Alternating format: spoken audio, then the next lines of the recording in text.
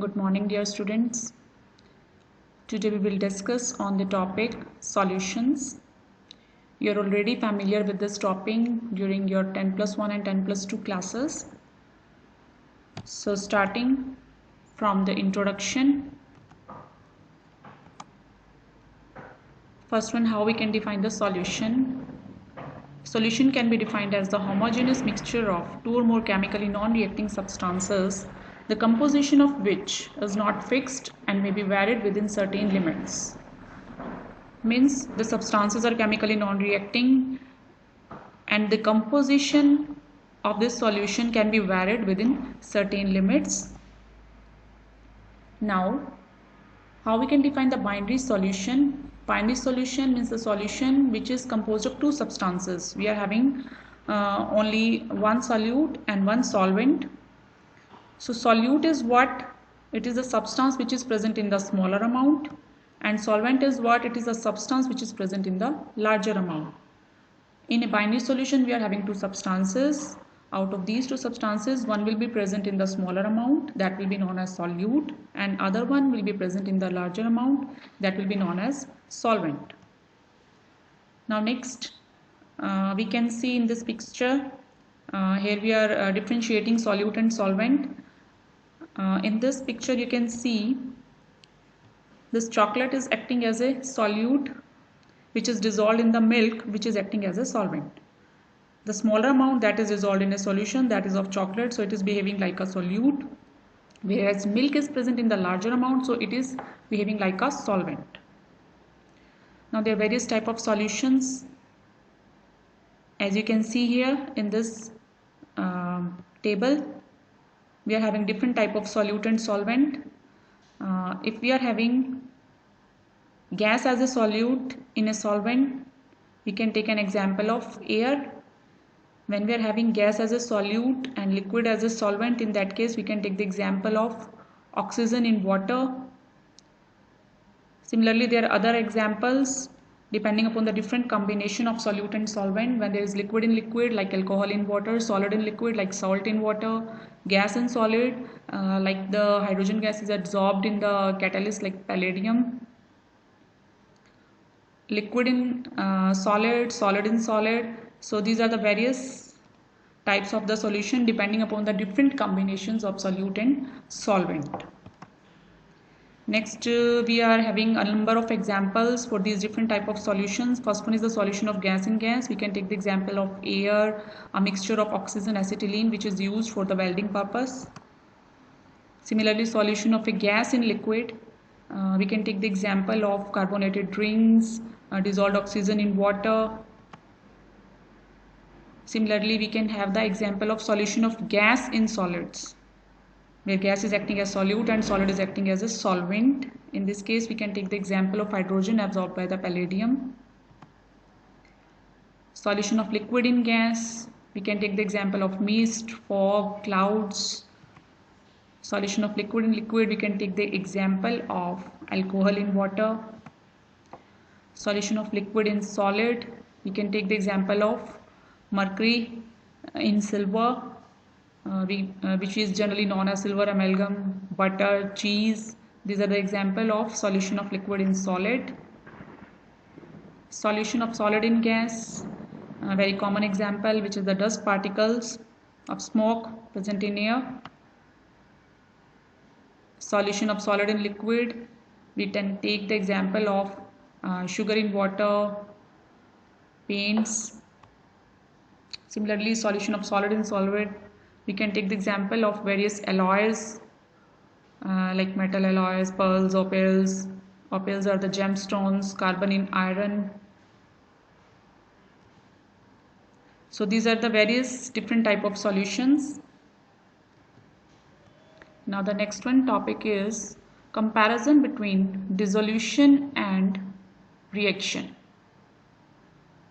How we can differentiate that it is a dissolution process or it is a reaction. Here we are taking an example. Here nickel has been dissolved in the hydrogen chloride and we are getting the formation of nickel dichloride and hydrogen. Now, if you will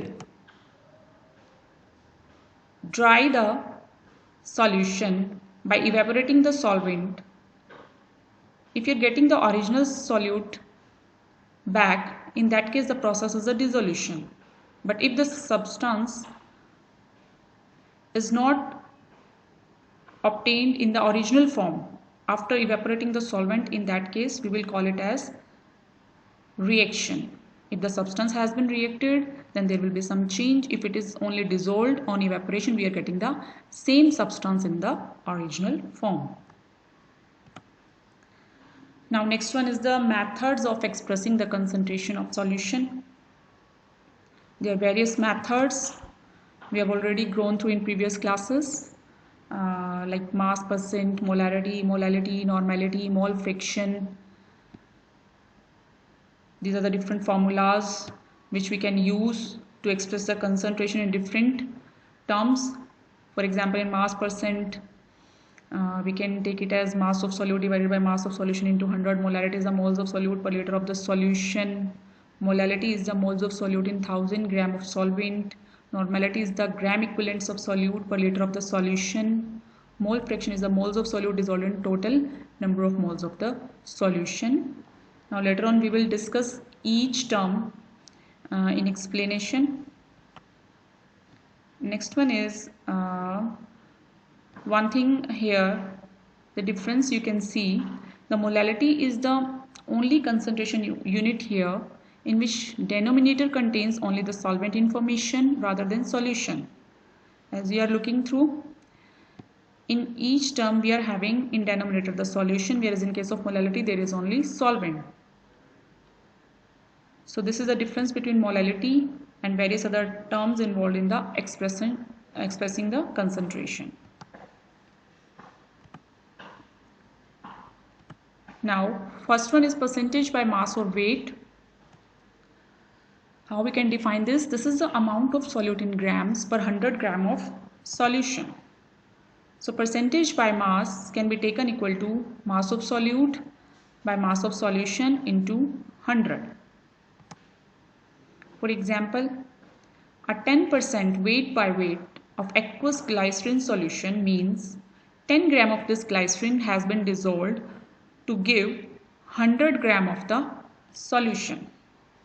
10 gram of glycerin that is dissolved in the water to make overall 100 gram of the solution, then we are getting 10% weight by weight solution. Next one is percentage by volume. Now for a solid and liquid, it is mass of solute in grams present in 100 ml of solution, whereas for liquid in liquid it is a volume of solute in ml present in 100 ml of the solution. So if you are having solid in liquid, in that case the formula would be mass of solute divided by volume of solutions into 100 ml. Whereas if we are having liquid in liquid, in that case the formula would be volume of solute divided by volume of solution into 100 ml. Now we are taking the example of percentage by volume. When we are having percentage weight by volume, in that case a 10% of weight by volume aqueous sodium chloride solution means 10 gram of sodium chloride dissolved in sufficient water to make overall 100 ml of the solution. And percentage volume by volume, when we are having liquid in liquid, in that case a 10% of volume by volume aqueous ethanolic solution means 10 ml of ethanol that has been dissolved in sufficient water to make overall 100 ml of the solution.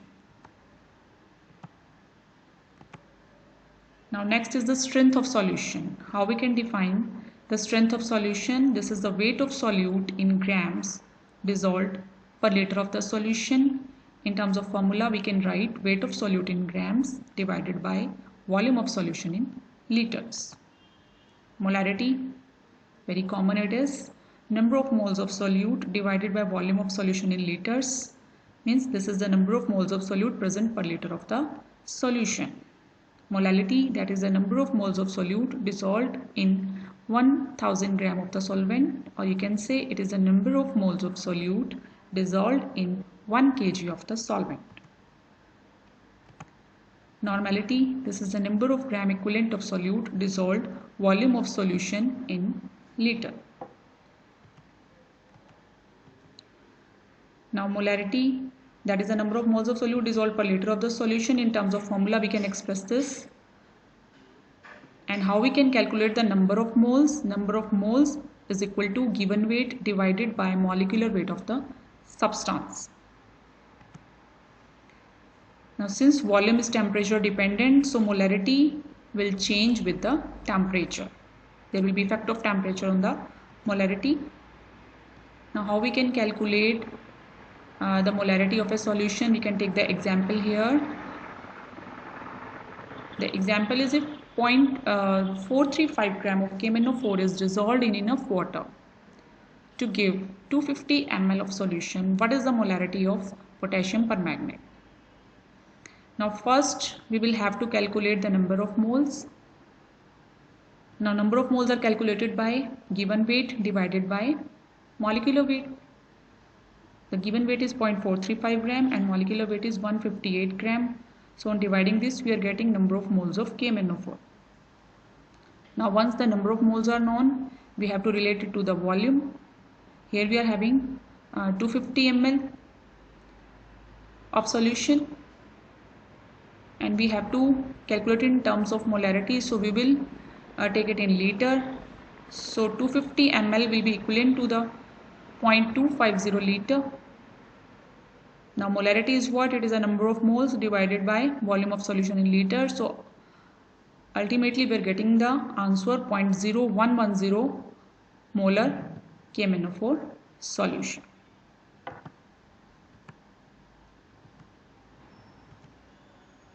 Molality, that is the moles of solute divided by 1000 gram of solvent. Because both moles and mass, they do not change with temperature, so molality is also not temperature dependent. So if you will compare with molarity, molarity is temperature dependent, whereas molality is not temperature dependent.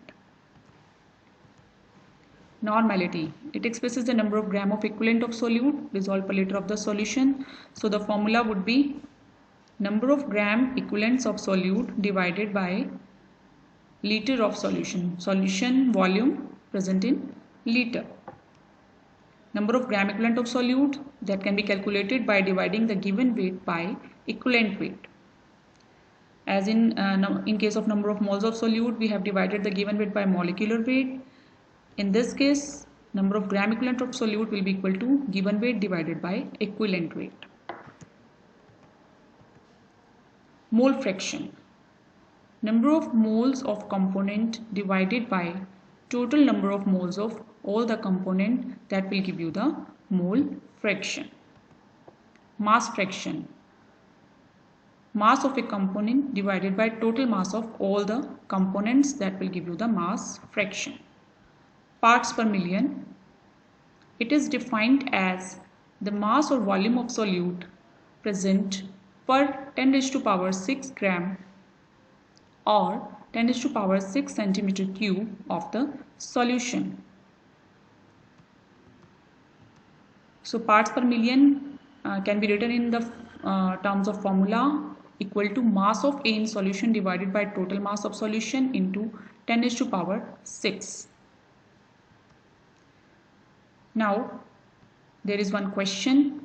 1 molar aqueous or 1 molar aqueous solution which is more concentrated, how we can explain this? So students, you will have to do this question by yourself. This is assignment for you.